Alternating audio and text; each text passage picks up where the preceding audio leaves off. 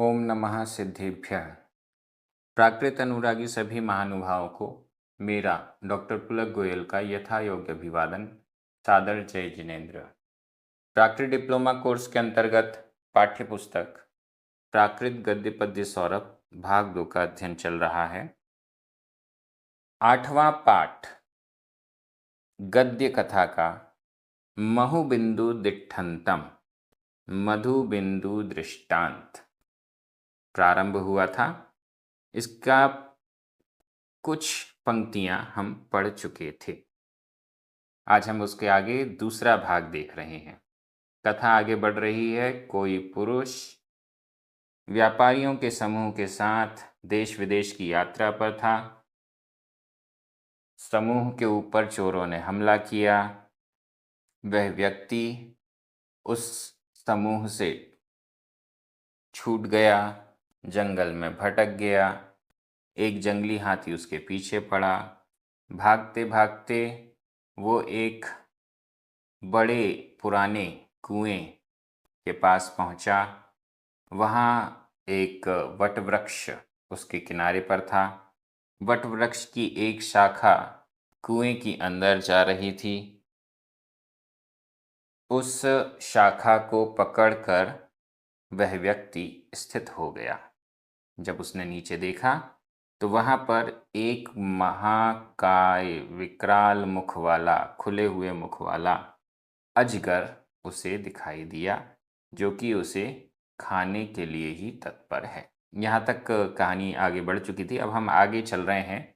आपके सामने जो गद्य भाग है वो आ रहा है। एक एक शब्द का उच्चारण भी करेंगे, अर्थ भी करेंगे, व्याकरण भी देखेंगे। चलिए प्रारंभ करते हैं।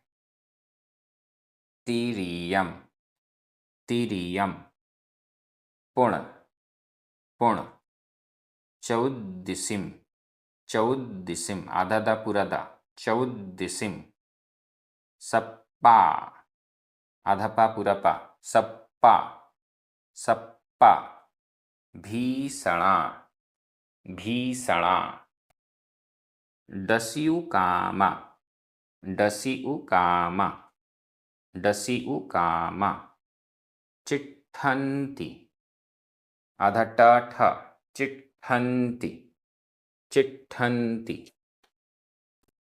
तिरियम पुण चौद्दिसिम सप्पा भीषणा डस्युकामा चिट्ठन्ति।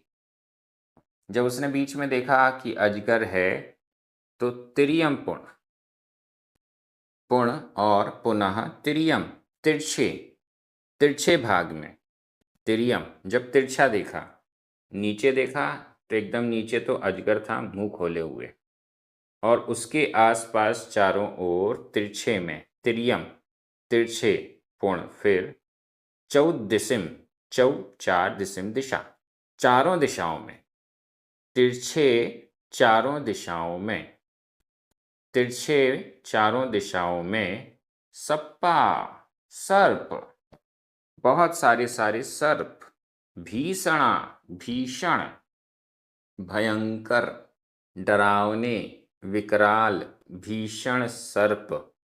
वो भी कैसे थे? डस्युकामा,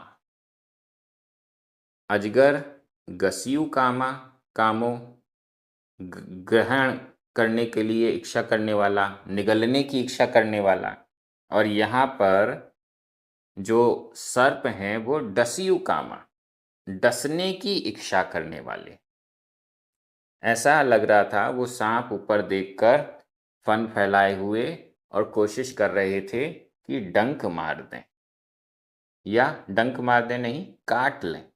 सर्प काट लेता है, सर्प डसता है, डसने की इच्छा, काटने की इच्छा, डस्युकामा।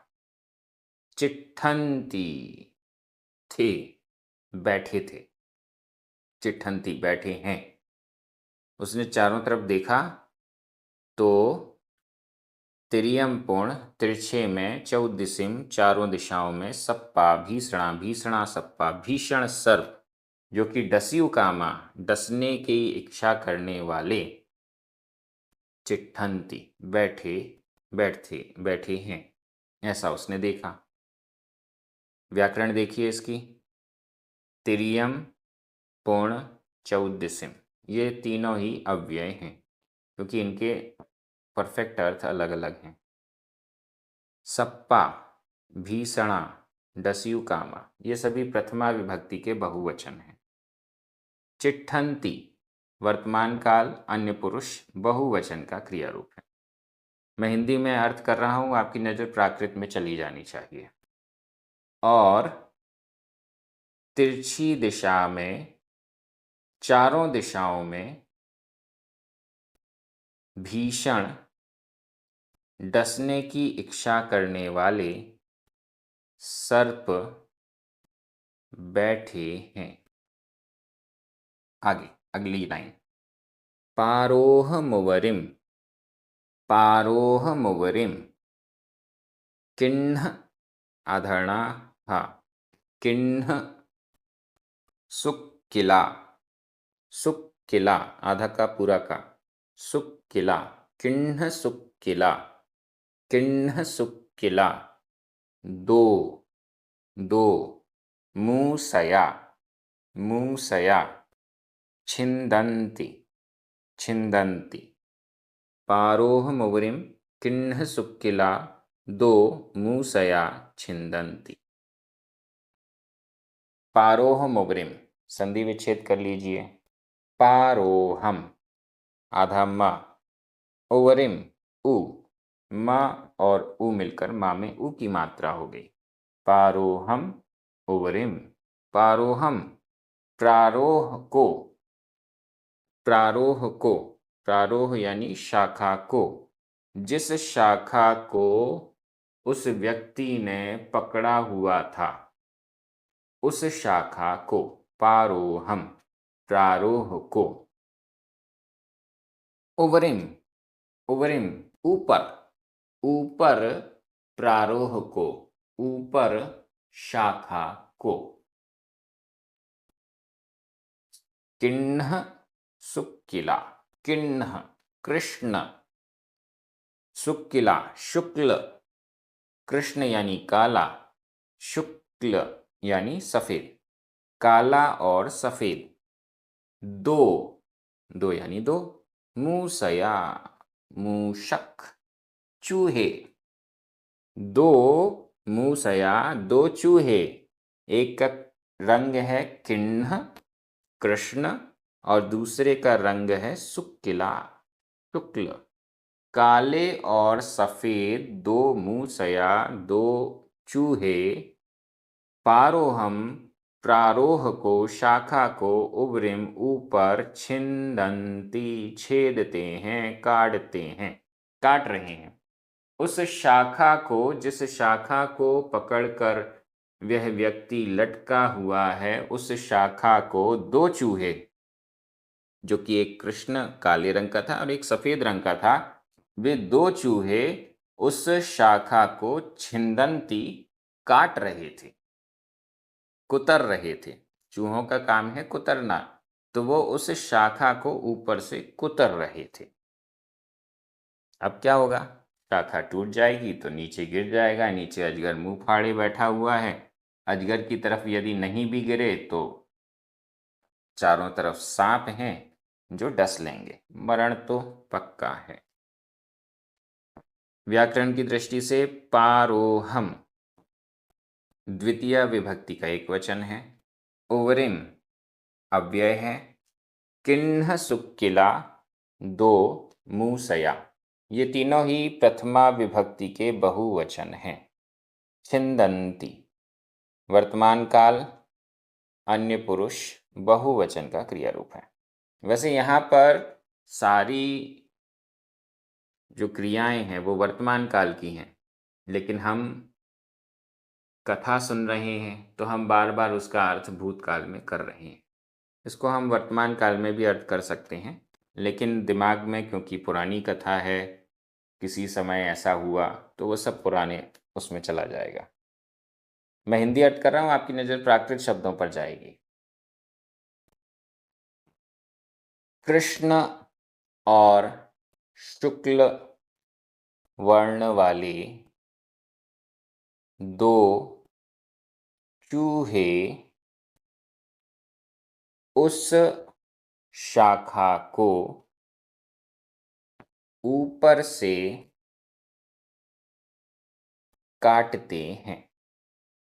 आगे, हत्थी, आधता थ, हत्थी,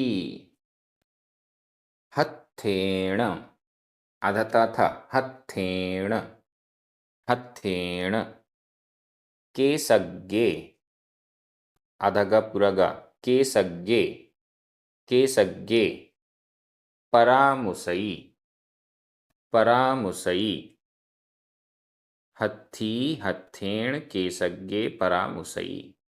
हत्थी, हाथी, हत्थी, हाथी। हत्थेण, जो हाथी पीछे पड़ा हुआ था, जिस हाथी के आगे भाग भाग कर ये व्यक्ति जाके पेड़ की शाखा में लटक गया था, वह हाथी। हत्थेण, हाथ के द्वारा। अब हाथी के तो हाथ पैर ही होते हैं, चारों पैर होते हैं। हाथी का हाथ कौन सा है? हाथी की सूंड। हाथी की सूंड को ही हाथी का हाथ कहा जा रहा है। हत्थेण, सूंड के द्वारा। हाथी सूंड के द्वारा। केसग्गे, केसग्गे, केसग्गे, केसग्गे का अर्थ है शाखा। केसग्गे, शाखाओं को। परामुसई,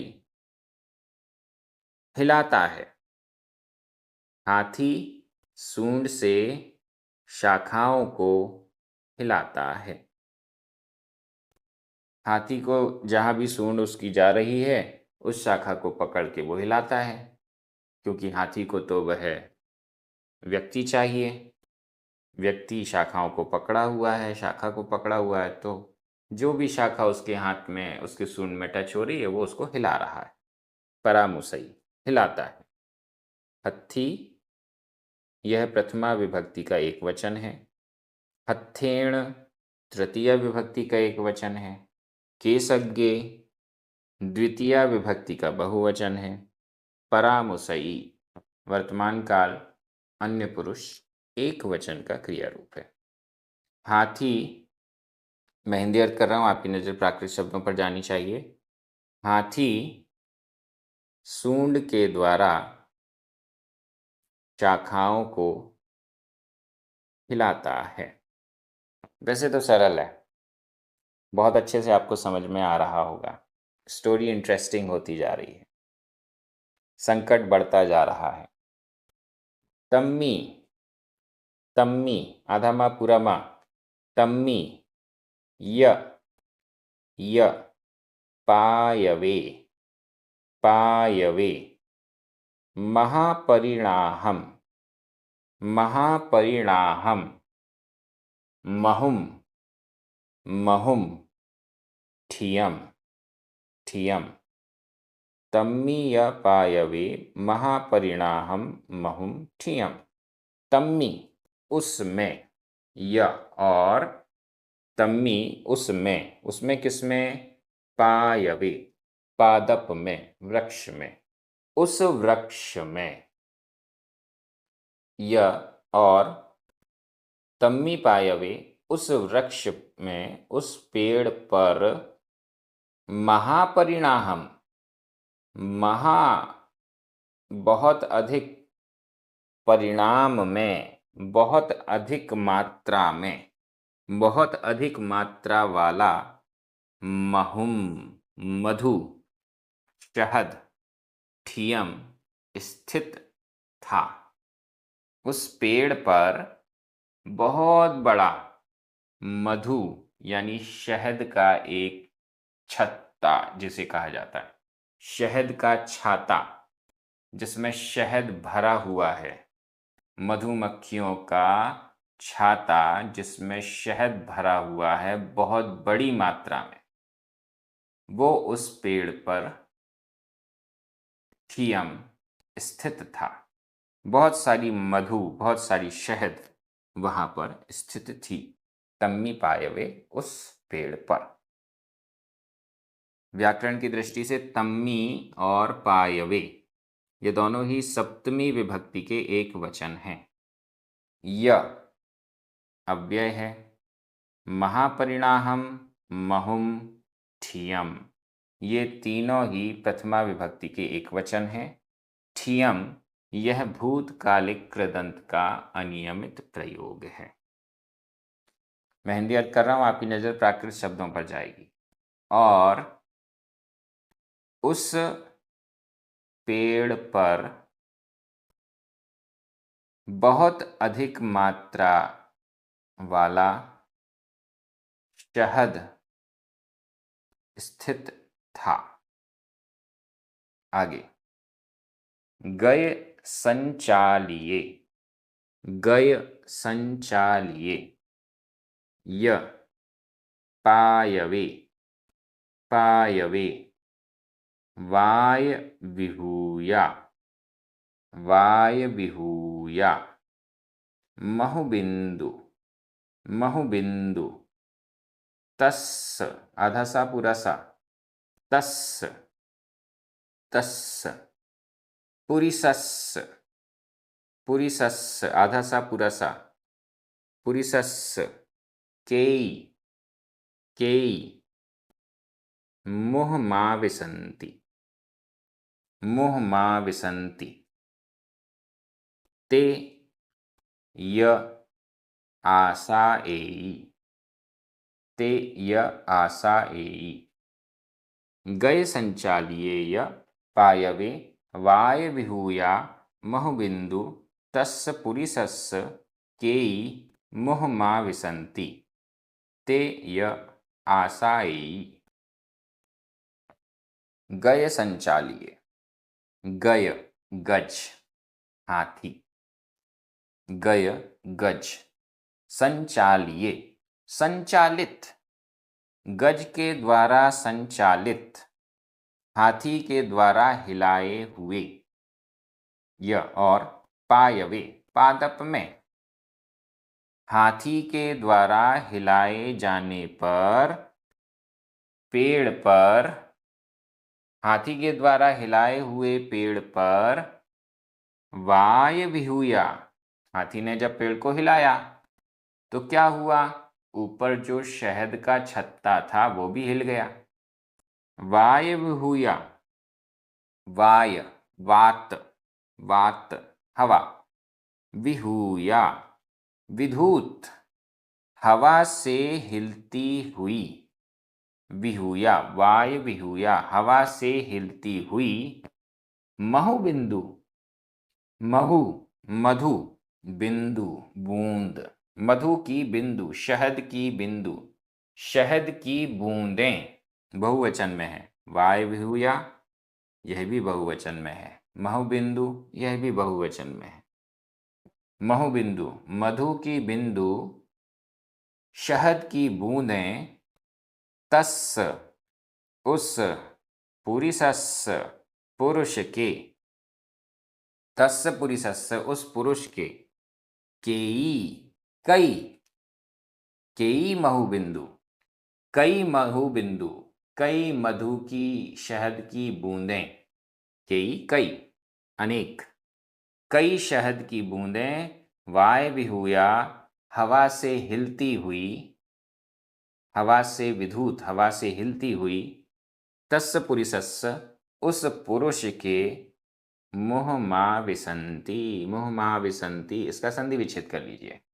मुहम आधा म, आविसंति बड़ा आ, आधा मा और बड़ा आ मिलकर माँ में बड़ा आ हो गया। मुहम मुख में, आविसंति आती हैं, प्रवेश करती हैं। मुहम आविसंति मुख में प्रवेश करती हैं। तस्य पुरुषस्य उस पुरुष के, मुहम मुख में, आविसंति प्रवेश करती हैं। कौन प्रवेश करती हैं? केई वाय विहूया महुबिंदु, कई हवा से हिलती हुई शहद की बूंदें। ऊपर शहद मधुमक्खियों का छत्ता है। हाथी ने जैसे ही पेड़ को हिलाया वैसे ही वो जो शहद की बूंदें हैं वो टपकी, हवा से हिलती डुलती उस पुरुष के मुंह में प्रवेश कर गईं। देखिए कितना संकट है, और संकट में भी उसे कुछ तो मिल ही गया, शहद की बूंदें। ते य और ते उनको, उन मधु बिंदुओं को आशा एई स्वाद लेता है। जैसे ही मुख में वो शहद की बूंदें गईं तो उसने उन बूंदों का, शहद की बूंदों का स्वाद लिया, स्वाद लेता है। व्याकरण की दृष्टि से गए संचालिये पायवे, ये दोनों ही सप्तमी विभक्ति के एक वचन हैं। संचालिये यह भूतकालिक कृदंत का प्रयोग है। वाय विहूया महुबिंदु केई ते केई, ये प्रथमा विभक्ति के बहुवचन हैं। विहूया यह भी भूतकालिक कृदंत का नियमित प्रयोग है। तस्स पुरीसस्स षष्ठी विभक्ति का एक वचन है। मुहम द्वितीय विभक्ति का एक वचन है। आविसंति वर्तमान काल अन्य पुरुष बहुवचन का क्रिया रूप है। ते द्वितीय विभक्ति का बहुवचन है। य दो बार आया है, अव्यय है। आशा एई वर्तमान काल अन्य पुरुष एक वचन का क्रिया रूप। मैं हिंदी अर्थ कर रहा हूं, आपकी नजर प्राकृत शब्दों पर जाएगी। हाथी के द्वारा हिलाए जाने पर वृक्ष पर हवा से हिलती हुई कई शहद की बूंदें उस पुरुष के मुख में प्रवेश करती हैं और वह उनको चखता है, स्वाद लेता है। आगे महुरा य, महुरा य डसिउ कामा, डसिउ कामा परिवयंती, परिवयंती समन्ताओ, समन्तओ, समन्तओ महुरा य डस्यु कामा परिवयंती समन्तओ। महुरा, महुरा भौरे, भौरे महुर, महुर भौरे मधु को करने वाले, भौरे। य और महुरा मधु को करने वाले भौरे डस्यु कामा डसने, डंक मारने की इच्छा वाले महुरा भौरे परिवयंती गिरते हैं, मधु की बूंदें भी गिरती हैं, शहद की बूंदें गिरती हैं जो वो चखता है, और साथ में क्योंकि वह छत्ता हिला दिया गया है तो उस छत्ते में जो भौरे बैठे हुए हैं, छत्ते में जो मधुमक्खियां हैं, महुरा का अर्थ मधुमक्खी, मधुमक्खियां परिवयंती गिरती हैं, समन्तओ चारों तरफ, चारों तरफ, उसके चारों तरफ, उस पुरुष के चारों तरफ वो मधुमक्खियां गिरती हैं। महुरा डस्यु कामा प्रथमा विभक्ति का बहुवचन है। य समन्तओ अव्यय है। परिवयंती वर्तमान काल अन्य पुरुष बहुवचन का क्रिया रूप है। हिंदी अर्थ कर रहा हूं, आपकी नज़र प्राकृत शब्दों पर जाएगी। डसने की इच्छा वाली मधुमक्खियां चारों ओर गिरती हैं। आज इस वीडियो में इतना ही। इसका तीसरा भाग जो कि उस दृष्टांत को पूर्ण रूप से घटित करेगा वह आपके सामने कल आएगा अगले वीडियो में। कहानी बहुत इंटरेस्टिंग होती जा रही है और सुनकर बड़ा आनंद आएगा। आप सभी प्राकृत डिप्लोमा कोर्स के माध्यम से प्राकृत का गंभीर अध्ययन कर रहे हैं, सभी बड़े खुश हैं। सभी को जय जिनेंद्र।